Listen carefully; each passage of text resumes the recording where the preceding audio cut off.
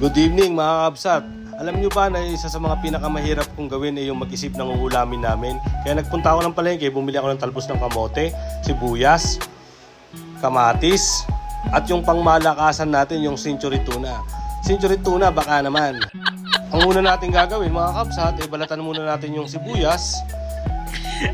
Hiwain natin siya ng hindi masyadong kakapal at hindi rin masyadong maninipis.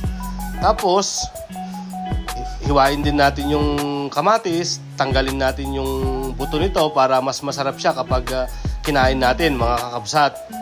Pagkatapos kong maghiwa ng kamatis mga kabsat, nagpakulo na rin ako ng tubig, saka ako inilagay yung talbos ng kamote. Nung kumulo na yung talbos ng kamote mga kabsat, inilagyan ko ng konting mantika kasi mas masarap kung medyo mas madulas, di ba mga kabsat? Tapos pagkakulo ulit, tinanggal ko na yung talbos ng kamote. Tapos kumuha ako ng isang plato mga kabsat at doon ko na lang inilagay yung talbos ng kamote mga kabsat.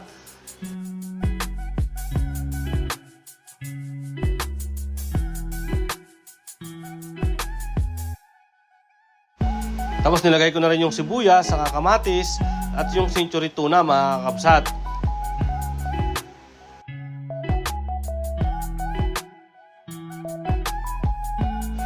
Nilagyan ko rin ng konting asin mga kakapsat, saka paminta.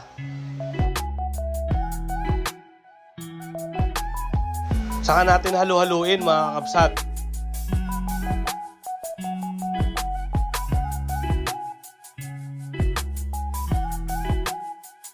After natin mahalo mga kakapsat, ready to serve na yan. Maantayo man na yan mga kakapsat.